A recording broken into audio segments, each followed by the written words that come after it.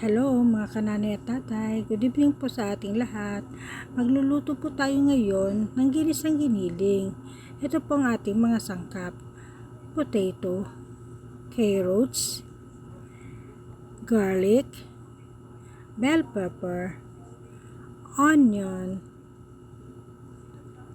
black pepper powder, pork cubes, konting magic seasoning powder, at ang ating pong tomato sauce. At syempre, di mawawala ang ating fresh na giniling. Yan po, mga nanay at tatay, ang ating lulutuin ngayong gabi. So, i-ready na po natin ang ating pan. Ayan po, at naka-ready na po at mainit na ang ating kawali. Ayan, at inilagay ko na po ang mantika natin. At inilagay ko na rin po itong garlic. Halu-haluin lamang natin ito hanggang sa ito ay mag golden brown. Ayan po, at pisatin lang po natin ng bahagya para naman po lumasa ang garlic sa ating lutuin. At inilagay naman po natin ang ating onion. Halu-haluin lamang po.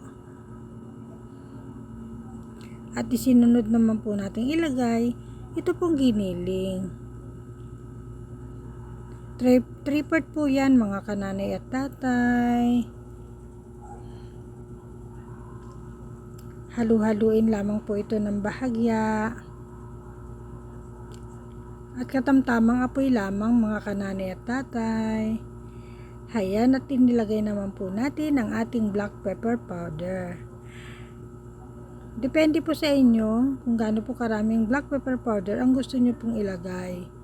Sa akin po ay medyo marami dahil masarap po kasi ang medyo maraming pamintang pino or pepper powder. Ayan po, at halu-haluin lamang natin ito. Ayan po, at nilagyan ko na rin po ng konting salt para hindi po umalat. Kasi may ilalagay pa po tayong seasoning. Kapag ka napasobra tayo ng asin, maaari po itong umalat. Ayan po. Halu-haluin lamang po ng bahagya. Iayos lamang nating mabuti ang ating giniling. Ayan po, at maglalagay tayo ng 1 cup of water. 1 cup of water po para po sa pagpapakulo at pagluluto nitong giniling. At takpan po natin ito sa loob lamang po ng 10 minuto. Ayan po, at kumulo na po ang ating giniling. At maglalagay po tayo ng 4 cubes at konting seasoning powder para po magtama na po ang lasa niya. Kanina po konting salt lang ang inilagay ko para hindi po umalat mga kananay at tatay. At haluin lamang po natin ito ng bahagya.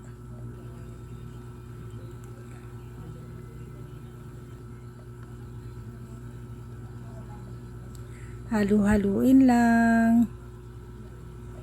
Ayan po mga kananay at tatay, at ilalagay na po natin itong carrots at potato. Hindi ko na po siya hiniwa ng sobrang liliit. Mas gusto ko po yung ganyan lang po, malalaki, para mas lalong kitang-kita, masarap nguyain. Maliliit pong potato ang aking binili. Ayan. At ilagay na po natin ang ating tomato sauce. Maliit lamang po na sachet ng tomato sauce ang aking ginamit. Ayan po mga kananay at tatay. At haluin lamang po natin dito ng bahagya. Mga kananay at tatay, inuulit ko po, katamtamang apoy lamang po ang aking gamit. Para po maganda ang pagkakalambot ng ating giniling na karne. Yan. At takpan po muna natin ito sa loob ng 5 minuto. Ayan po, at kumulo na pong muli ang ating ginisang giniling. Ayan po, at halu-haluin lamang natin ng bahagya.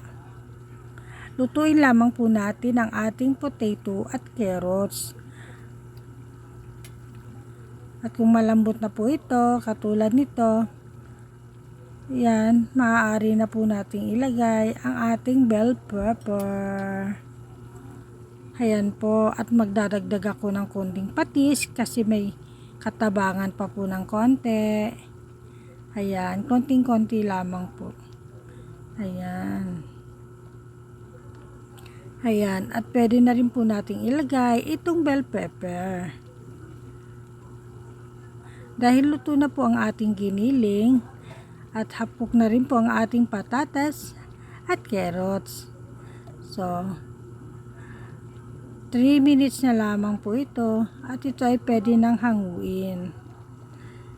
Ayan po mga kananay at tatay, halo-halo lang. Ayan.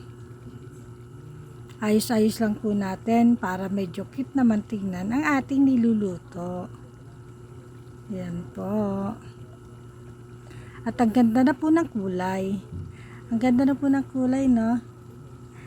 Yummy.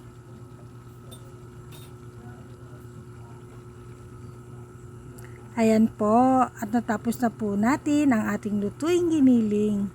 Ginisang giniling po. Ayan po.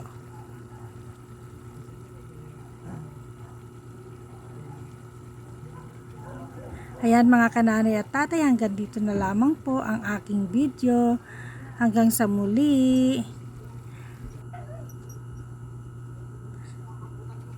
Kain po tayo.